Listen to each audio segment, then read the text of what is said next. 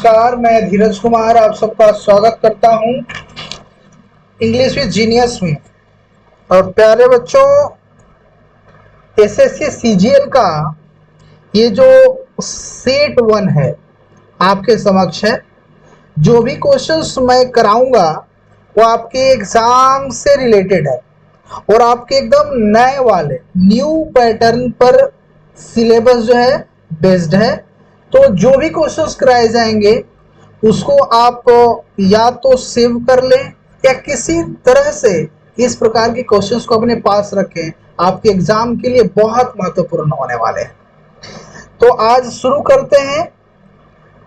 एक सेट हम लोग आज पढ़ेंगे, एक सेट क्वेश्चन बनाएंगे जो कि बहुत ज्यादा वैसे क्वेश्चंस होंगे जो प्रोस्पेक्टिव होंगे, संभावित क्वेश्चन होंगे। प्यारे बच्चों, मेरा नाम धीरज कुमार है और मैं ऑफलाइन एसएससी सीजीएल के लिए इंग्लिश पढ़ाता हूं।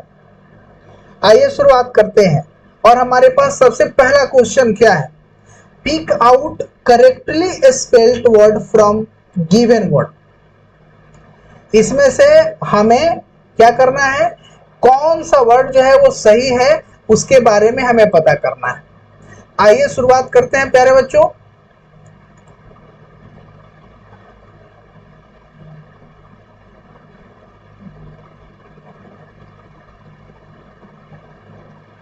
Okay, DIELAT dilate, DIALATE dilate, DILAT dilate और DILETE डायलेट।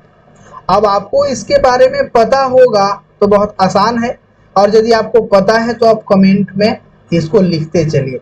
एक आध क्लास हम लोग अभी ऑफलाइन करेंगे, उसके बाद हम लोग ऑनलाइन क्लास की व्यवस्था कर लेंगे।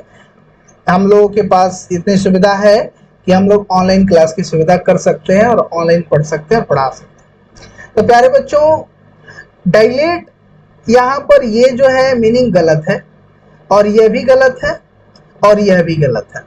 डायलेट ये वाला वर्ड जो है वो सही है, और इसका मतलब होता है बढ़ाना। क्या होता है प्यारे बच्चों?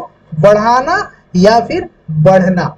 अब मेरे थोड़ा सा राइटिंग को आप इग्नोर करना, क्योंकि ये फर्स्ट टाइम है तो लिखते वक्त थोड़ा सा गड़बड़ हो सकता है, इसके लिए very sorry my dear student.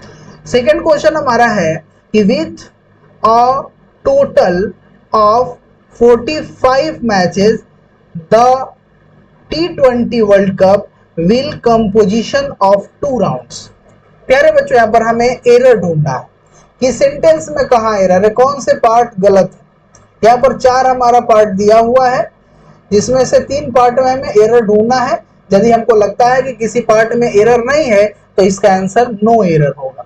So with a total of 45 matches, 45 जो टोटल जो मैच हुए कितना हुए, 45 मैचों में the T20 world cup will composition of 2 round. 2 round का जो T20 वर्ल्ड कप करेगी वो विल के बाद हमारा क्या आ रहा है प्यारे बच्चों? कंपोजिशन आ रहा है, क्योंकि विल के बाद सेल के बाद क्या आता है प्यारे बच्चों? V1, बी वर्ब का फर्स्ट फॉर्म आता है प्यारे बच्चों। तो यहाँ पर कंपोजिशन जिस वर्ड के लास्ट में TION लग जाता है वह वर्ड नाउन हो जाता है, लेकिन यहाँ पर विल के बाद हमें कंपोज होना चाहिए, लेकिन यहाँ कंपोजिशन हो रहा है। इसका अर्थ ये होना चाहिए कि जो T20 वर्ल्ड कप है वो 2 राउंड का मैच कंपोज कराएगी। तो यहाँ पर कंपोजिशन गलत होगा, और जो लोग कंपटीशन के बारे में भी यहाँ सोच रहे हैं वो भी गलत है। यहाँ कंपोज होना चाहिए, कंपोजिशन नहीं होना चाहिए। तो प्यारे बच्चों, वो जो एरर है हमारा वह इस प्रकार के सेंटेंस में है, विल कंपोजिशन ऑफ 2 राउंड के जगह पर विल कंपोज ऑफ 2 राउंड्स होना चाहिए। तो ये हमारा सेकंड क्वेश्चन था और इसमें हमें एरर ढूंढना था, जो कि हम लोगों ने ढूंढ लिया है। अब आइए थर्ड क्वेश्चन की बारी आ गई है। थर्ड क्वेश्चन में हमें फिल इन द ब्लैंक्स करना है। She has not read anything dash Monday. अब तक तो आपने टेंस में क्या पढ़ा कि फॉर का इस्तेमाल या सिंस का इस्तेमाल कब होता है? प्रेजेंट परफेक्ट कंटिन्यूअस टेंस में होता है। कहाँ होता है प्यारे बच्चों? प्रेजेंट परफेक्ट कंटिन्यूअस टेंस में। लेकिन थोड़ा सा आप और बारीकी से पढ़े हुए होते तो आपको यह पता होता कि फॉर और सिंस का इस्तेमाल कभी कभी प्रेजेंट परफेक्ट में भी किया जाता है।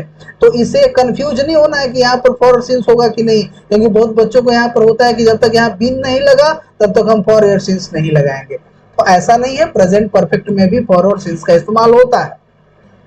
अब ये since she has not read anything dash Monday, उसने मंडे से पढ़ाई नहीं किया है। तो यहाँ पर मंडे जो है वो पॉइंट ऑफ टाइम है कि पीरियड ऑफ टाइम है। मैं यह मान करके आप सबका क्लास ले रहा हूं कि आप सबका बेसिक इंग्लिश बहुत अच्छा है, आपकी तैयारी बहुत अच्छी है। So she has not read anything dash Monday. तो फॉर का इस्तेमाल पीरियड ऑफ टाइम के लिए होता है, 2 घंटा, 4 घंटा, 10 दिन, 20 दिन, 50 दिन, 2 साल, 10 साल, 20 साल, इसके लिए होता है। और फ्रॉम का इस्तेमाल स्पेशली प्यारे बच्चों फ्यूचर परफेक्ट कंटिन्यूअस टेंस में सिंस के जगह पर इस्तेमाल किया जाता है। और ओवर का तो यहाँ पर कुछ चारा है नहीं, यहाँ पर हमारा क्या होगा प्यारे बच्चों, सिंस का इस्तेमाल होगा, यानी हमारा ऑप्शन जो होगा वो 2 सही होगा।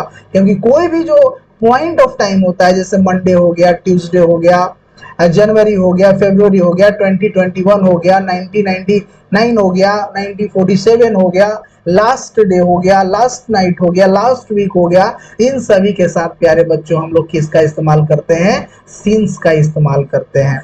यानी कि पीरियड ऑफ टाइम के साथ फॉर का और पॉइंट ऑफ टाइम के साथ सिंस का इस्तेमाल किया जाता है। आइए, उम्मीद करते हैं आपको यह क्वेश्चन बहुत अच्छा से समझ में आया होगा। आइए, मेरे पास ये सवाल है, I have dash MA and a PhD in English literature. मेरे पास क्या है, मेरे पास डिग्री है किसका, MA का और PhD का, किसमें, इंग्लिश लिटरेचर में है।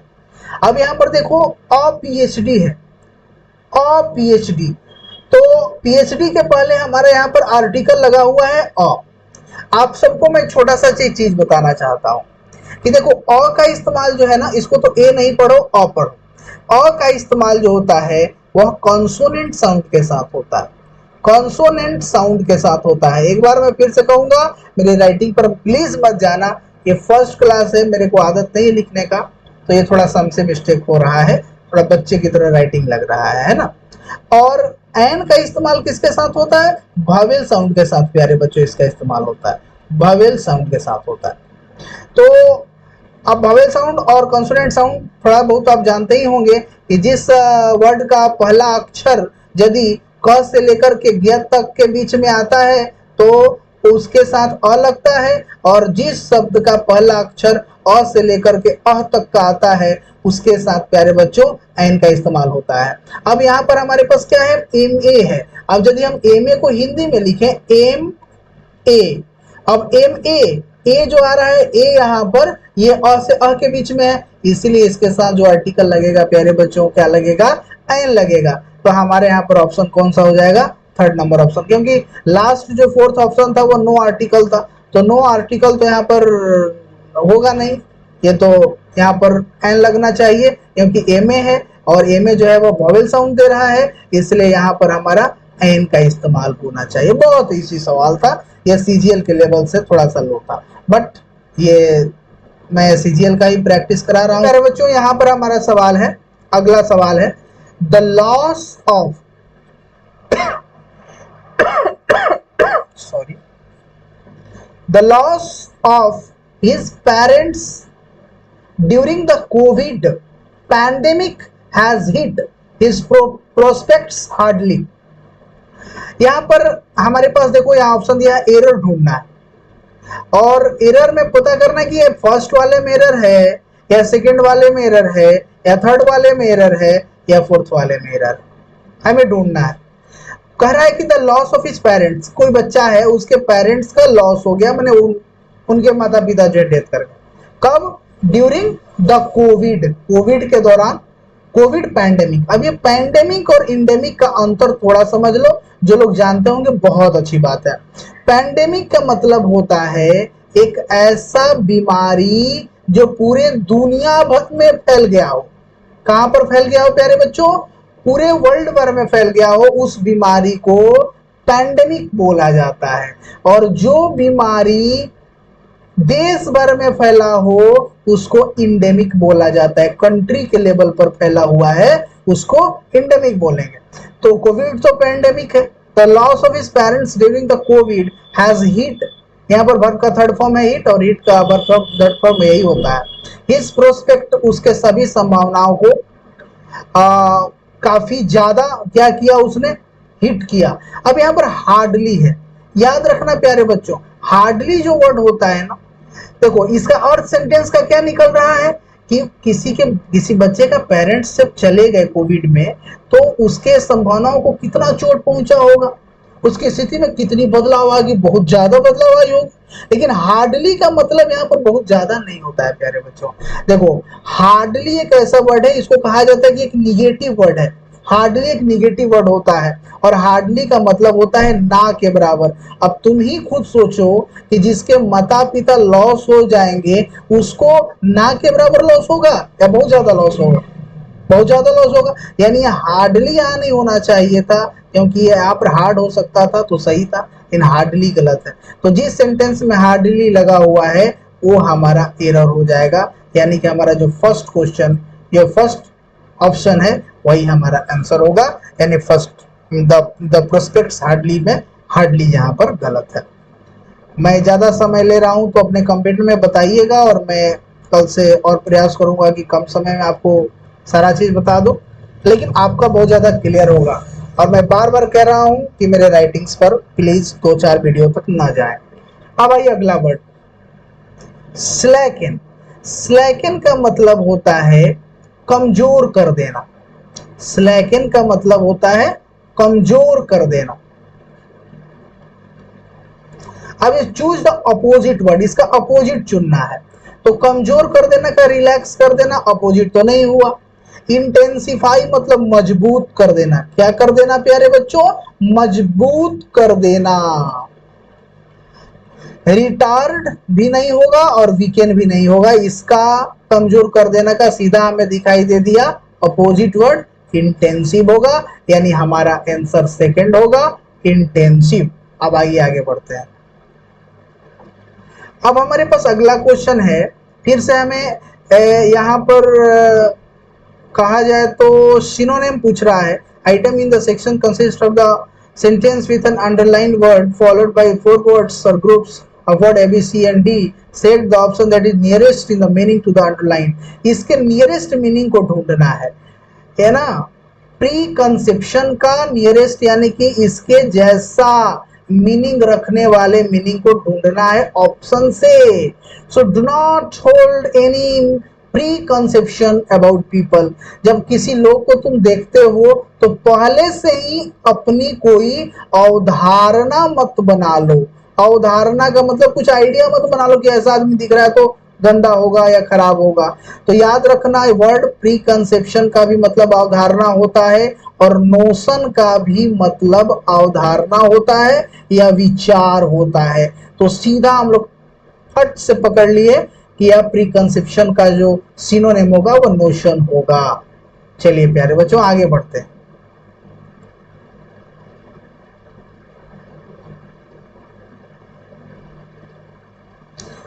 अब आइए आगे हम लोग, अगला क्वेश्चन है I think I understand what you are talking about. मुझे लगता है कि मैं समझ रहा हूं या मैं समझता हूं जो आप बात कर रहे हैं।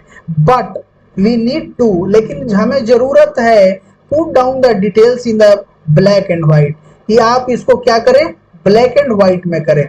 याद रखना कि ब्लैक एंड व्हाइट का मतलब क्या होता है, ब्लैक एंड व्हाइट का मतलब होता है to write down on a paper. So इस इडियम को याद रखना कि जब कोई बोले put down the details in black and white, यानी कि वो कहना चाह रहा है कि वो डिटेल को आप लिख करके पेपर पर दें। तो सीधा हम लोग का first option to write down on a paper होगा, हमारा ऑप्शन फर्स्ट होगा। चलिए आगे बढ़ते हैं प्यारे बच्चों। अब अगला क्वेश्चन है हमारे पास, हमें क्या करना है कि choose the correct alternative which will improve the part of the sentence given in the board. अब यहाँ पर देखो दो जगह बोल्ड लेटर में वर्ड लिखा हुआ है और इन दोनों के जगह पर एक ही वर्ड आएगा। इस 4 ऑप्शन में से हमें चुनना है। सो क्वेश्चन में कह रहा है कि if you put as much effort on your study as you do on cricket, you might have a chance. यदि तुम उतना एफर्ट, as much, उतना एफर्ट, एफर्ट मतलब अपना शक्ति, अपना प्रयास अपने स्टडी पर दोगे जितना कि तुम, एज मतलब जितना कि तुम क्रिकेट पर देते हो, तो तुमको कोई चांस मिल सकता है, तुम पास हो सकते हो, कुछ कर सकते हो। सो यहाँ पर क्या होना चाहिए, आफ्टर का कोई यहाँ सेंस नहीं बन रहा है। यहाँ पर if you put as much effort, आप कोई भी स्टडी के लिए पढ़ता है कि मैंने अपना स्टडी में ध्यान लगाता है कि स्टडी के लिए ध्यान लगाता है, आप खुद ही सोचिए, स्टडी में ध्यान लगाता है तो मे का तो मीनिंग वाला एक ही वर्ड है, इनटू है। सो यहाँ हो जाएगा कि if you put as much effort into your study as you do on cricket, यानी कि जितना तुम क्रिकेट में ध्यान लगाते हो उतना यदि ध्यान तुम स्टडी में लगाओगे तो तुमको कोई चांस मिल सकता है। तो दोनों में हमें इनटू का इस्तेमाल नजर आ रहा है, दोनों में हम जब हिंदी इसका इस्तेमाल कर रहे हैं तो मे का अर्थ आ रहा है। इस माध्यम से हम कह सकते हैं कि हमारा ऑप्शन थर्ड जो होगा वह क्लियर है, इनटू होगा। तो जो लोग फॉर लगा रहे हैं इस पर थोड़ा विचार करिएगा, आपको आंसर मिल जाएगा, फॉर नहीं होगा। अब आइए प्यारे बच्चों, हमारे पास एक है PQRS। बहुत क्वेश्चन पूछा जाता है, इस प्रकार का क्वेश्चन है। तो यहाँ पर हमारे पास है 4 पार्ट में PQRS और उसको हमें ज्वाइन करना है। ये जम्बलिंग, ये जम्बल है, PQRS का सेंटेंस है।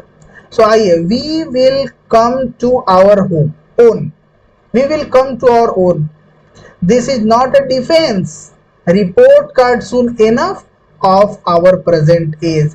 इसका परफेक्ट जो जुड़ाव होगा, कनेक्शन होगा, वो कौन होगा? तो आप थोड़ा ध्यान से देखिएगा। तो सेंटेंस जो है, मान लीजिए कि आप पी से शुरू करते हैं, we will come to our own, हम लोग अपने आप से आएंगे। उसके बाद पी के बाद यदि हम सेंटेंस शुरू करते हैं तो एस आता है। तो क्या पी के बाद we will come to our own of our present age सही लग रहा है? Come to our own of our present age उतना अच्छा सेंटेंस का सेंस नहीं बन रहा है प्यारे बच्चों। तो एक बार आपको थोड़ा सा इस पर घर पे ध्यान देने की आवश्यकता है। मैंने इस पर काम किया है। सबसे पहले होगा this is not a defence, this is not a defence of our present age, we will come to our own report card soon enough। तो सबसे पहले Q होगा, फिर S होगा, फिर P होगा, फिर R होगा। QSPR हमारा थर्ड ऑप्शन जो होगा वह करेक्ट होगा। यदि आपको कोई दिक्कत हो तो आप हमें पूछ सकते हैं कमेंट बॉक्स में। ये प्यारे बच्चों, अब हम लोग इस क्वेश्चन को देखते हैं। ये हमारे पास 5 सेंटेंस है, बहुत ध्यान से देखना होगा, वक्त लगेगा, लेकिन हमें इसको बनाना है। A century ago the cinema was just a mechanical toy. एक शताब्दी पहले सिनेमा जो था एक मैकेनिकल टॉय की तरह था। It gradually came to be considered as an art form of the new era. नए युग में धीरे धीरे इसको कला का रूप दिया जाने लगा। By 1920s, even its worst critics had to take it seriously, and later it was viewed as an extension of photography। लेकिन 1920 तक even its worst critic, जो इसके बहुत ज्यादा critics थे, इसके बारे में बुरा बर्ताव रखते थे, बुरा विचार रखते थे, had to take it seriously। लेकिन बाद में इसको लोगों ने सीरियसली लेना शुरू कर दिया और बाद में इसको फोटोग्राफी के एक्सटेंशन के रूप में देखा जाने लगा। लोगों के चेहरे को दिखाना, उसके फिगर्स को दिखाना, इसके रूप में यहाँ पर इसको प्रमाणित किया जाने लगा। यानी कि जो लोग इसे पसंद ना भी करते थे, लेकिन 1920 तक आप लोगों की अवधारणाएं बदल चुकी थी।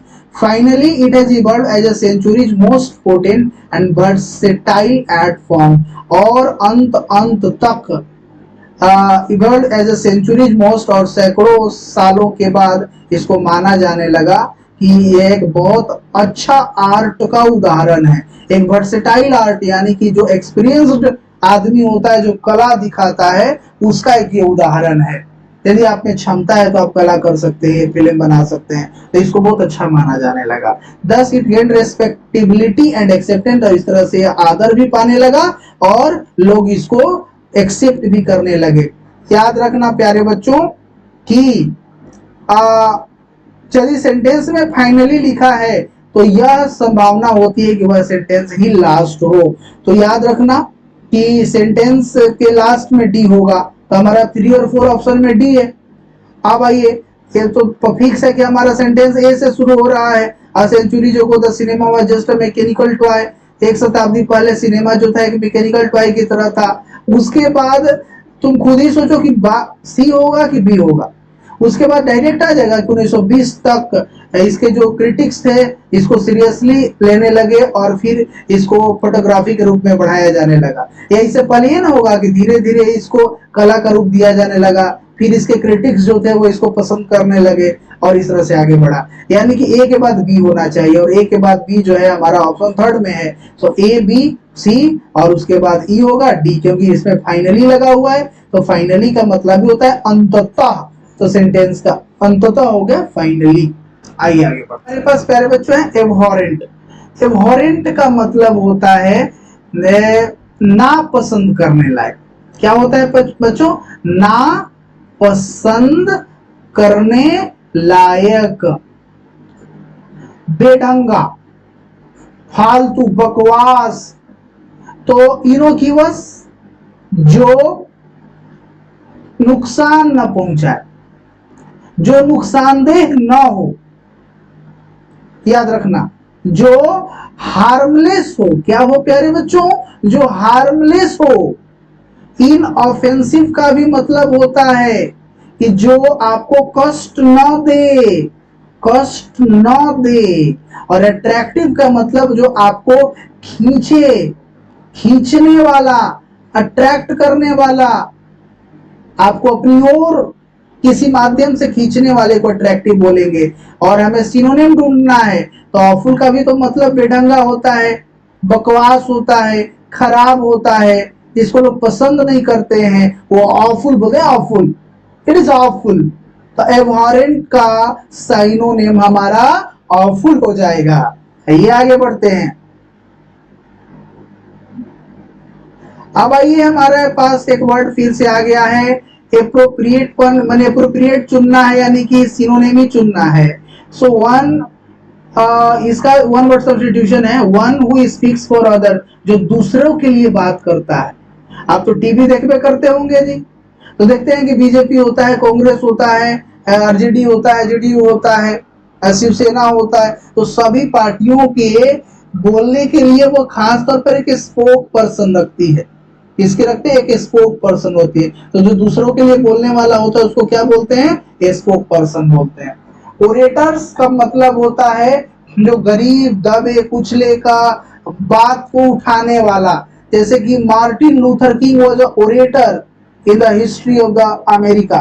अमेरिका के इतिहास में मार्टिन लूथर किंग एक ओरेटर थे, वो ब्लैक लोगों की आवाज है, तो वो दूसरा है। लेकिन किसी पार्टी का, किसी व्यक्ति का के लिए जो दूसरा कोई बोलता है उसको स्पोक पर्सन बोलता है। बरबोस का मतलब होता है जो बकवादी हो, बिना मतलब का बोलता हो, फालतू बोलता हो, उसको बस बोलना पसंद है, फालतू का बोलेगा, वो बरबोस कहलाता है बकवादी, बकवादी। और टॉकेटिव का मतलब जो बातूनी हो, बहुत बात करता है, पूछो झूठ सच का बात कर रहा है तो उसको टॉकेटिव बोलेंगे। तो इसका मतलब होगा one who speaks for other, दूसरे के लिए जो बोलता है उसको स्पोक पर्सन बोलते हैं। अब आइए आगे बढ़ते हैं।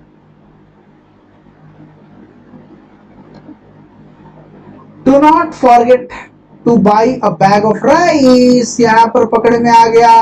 कभी भी प्यारे बच्चों अनकाउंटेबल नाउन एस या एस का इस्तेमाल नहीं होता है।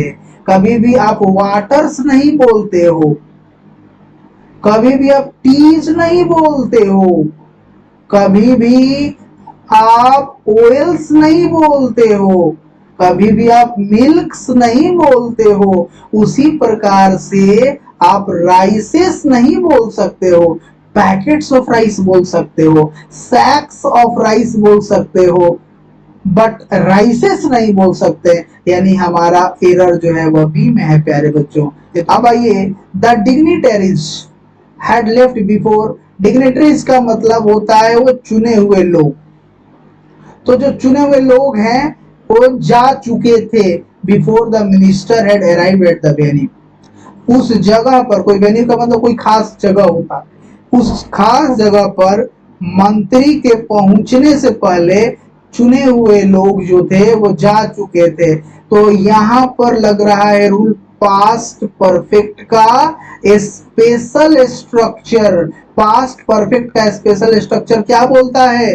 पहला स्ट्रक्चर जो होता है वो होता है subject plus head plus V3 plus object, और उसके बाद होता है बिफोर, उसके बाद होता है सब्जेक्ट, उसके बाद V2 और उसके बाद ऑब्जेक्ट। यानी सेकेंड पार्ट वाला का स्ट्रक्चर में हेड का इस्तेमाल नहीं होता है, यानी कि यहाँ पर हेड गलत है, यानी कि हेड लेफ्ट बिफोर जो होगा इसी सेंटेंस में एरर है, इसी पार्ट में एरर है, यहाँ हेड नहीं होना चाहिए था। तो हम लोगों ने फटाक से एरर को पकड़ लिया। अब आइए आगे बढ़ते हैं। अब आइए, फियर ऑफ हाइट। जो व्यक्ति ऊंचाई से डरता है उसको बोलते हैं एक्रोफोबिया। आज जो व्यक्ति पानी से डरता है उसके पास होता है हाइड्रोफोबिया। आज जो व्यक्ति आग से डरता है उसको बोलते हैं पायरोफोबिया। आज जो व्यक्ति भीड़ भाड़ वाले जगह से डरता है उसको बोलते हैं एग्रोफोबिया। तो यानी कि भीड़ भाड़ से डरेगा, भीड़ भाड़ से डर एग्रोफोबिया, आग से डर, आग से डर पायरोफोबिया, और ऊंचाई से डर एक्रोफोबिया, और पानी से डर हाइड्रोफोबिया होता है। आइए आगे बढ़ते हैं। बहुत इजी सवाल था और आपको ये CGL का जॉब दिला सकता है, इसीलिए ध्यान से पढ़ें। राहुल सेड टू सारा वेयर आर यू गोइंग। देखो यहाँ पर क्वेश्चन मार्क है तो यहाँ आस्क्ड होना चाहिए। तो देख लो आस्क्ड किसमें किसमें है, देखो 4 में है, आएगो 2 में, तो दोनों में तो सेड और टोल्ड है तो गलत पहले ही कट गया। ऐसे तुमको कनेक्ट करना पड़ेगा, नहीं तो इसे बनाने लगोगे तो लेट हो जाएगा, है कि नहीं। तो राहुल आस्क्ड सारा, राहुल सारा वाज आस्क्ड, तो यह भी गलत है। डायरेक्ट आस्क्ड होना चाहिए था ना, यहाँ वाज की तो कोई आवश्यकता थी नहीं। यदि आप पढ़े होंगे, क्या पढ़े होंगे, नरेशन पढ़े होंगे, सीधा आंसर बन। राहुल आस्क्ड सारा, और जब यहाँ पर इन्वर्टेड कॉमा रहे उसके बाद WH वर्ड आए तो इन्वर्टेड कॉमा के जगह पर कुछ नहीं लिखाता है, डायरेक्ट हमारा WH वर्ड हो जाता है। और उसके बाद यू जो है वो सेकंड पर्सन है, ऑब्जेक्ट के अनुसार बदलेगा, सारा के अनुसार सी हो जाएगा, और इज एम आर जो है वाजवेयर में बदल जाएगा और गोइंग हो जाएगा।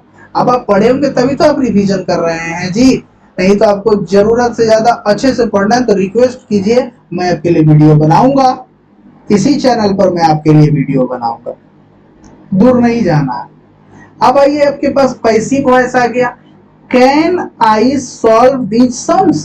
तो पता है पैसिव वॉइस में सबसे पहले ऑब्जेक्ट लेते हैं, तो ऑब्जेक्ट क्या है, दीज सम्स है। तो देखो दीज सम, लेकिन यहाँ तो इंट्रोगेटिव सेंटेंस है, तो इंट्रोगेटिव सेंटेंस होता है तो सबसे पहले तो जो हमारा वर्ब यहाँ पर ऑक्सिलरी वर्ब होता है उसी को लिखते हैं ना, तो कैन तो लिखाएगा। तो कैन से शुरुआत केवल यही सेंटेंस है, ये सब तो है ही नहीं, ये सब तो ऐसे ही गलत है। तो ऐसे तुमको डिटेक्ट करना पड़ेगा सेंटेंस को, कि देखते हैं कि किसमें किसमें गलती हो सकता है। तो विल से सेंटेंस शुरू नहीं होगा, सेल से शुरू नहीं होगा, वुड से शुरू नहीं होगा, तो ये सही है।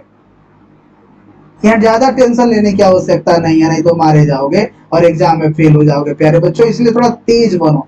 अब वो ग्रीनर पास्चर, ग्रीनर पास्चर मतलब हरा भरा। पास्चर का मतलब होता है जहां पर चारागाह, तो हरा भरा चारागाह होता है। तो कोई भी चीज की तुम हरियाली को देखते हो तो तुम्हें क्या आता है, खुशी आता है, कभी भी अनफेवरेबल प्रोस्पेक्ट होगा। हरियाली का मतलब ये होता है ना कि एक पॉजिटिव चीज, तो पॉजिटिव चीज का मतलब क्या, अ बेटर और प्रॉमिसिंग सिचुएशन, एक ऐसा सिचुएशन जो बेहतर सिचुएशन को शो करता है। कोई हरियाली चीज देखेंगे तो एक पॉजिटिव फीलिंग आता है, यानी कि बेटर और प्रॉमिसिंग सिचुएशन होगा। ठीक है, और ये था आपका क्या, ये तो था इडियम। तो इडियम तो एक आंख में धूल झोंकना, धोखा देना, तो ऐसा प्रकार का था। तो इसीलिए ये तो आपको थोड़ा बहुत याद करना पड़ेगा। आपको ये वीडियो कैसा लगा, मुझे पता है कि इसमें जो बहुत समझदार बच्चे होंगे जो हमारे वीडियो को देख रहे होंगे, वो ये जरूर सोच रहे होंगे क्लोज टेस्ट नहीं हुआ। तो क्लोज टेस्ट के लिए इसी पार्ट का क्लोज टेस्ट हम लोग अगले वीडियो बनाएंगे। थोड़ा समय ज्यादा ले लेता तो, और कितने बच्चों को थोड़ा सा समझने में दिक्कत होगा क्लोज टेस्ट, इनके पास नॉलेज की कमी है, इनको भी पढ़ना है। तो क्लोज टेस्ट के लिए मैं अगला वीडियो स्पेशल बनाऊंगा, ताकि जो लोग उत्सुक हैं, इच्छुक हैं, वो इसको समझे। हमारा मिशन क्या है, क्लोज टेस्ट और PQRS, cloze test and PQRS, इसी दोनों पर हमारा पूरी तरह से हमारा मिशन बेस्ड है। हम डेली एक वीडियो, एक सेट प्रैक्टिस डालेंगे और आपको इसी टाइम में आकर के करना पड़ेगा। हो सकता है तो 2-3 वीडियोस के बाद हम लोग 10 से 11 जो रात का समय है तब हम लोग लाइव क्लासेस करने वाले हैं। प्यारे बच्चों, उम्मीद करते हैं कि आपको ये क्वेश्चंस बहुत हेल्प किए होंगे और करेंगे, क्योंकि मैं हिसाबीड़ा क्वेश्चन ही करा रहा हूँ, मैं वही क्वेश्चन करा रहा हूँ जो आपके एग्जाम में आ सकते हैं, एकदम हूबहू उसी चीजों पर बेस्ड है। हमारे मेहनत को आप सपोर्ट करें, चैनल को सब्सक्राइब करें, लाइक करें और मुझको ताकत दें ताकि मैं आप सबसे हमेशा जुड़ा रहूं। Thank you so much my dear students to connect with me. Thank you so much.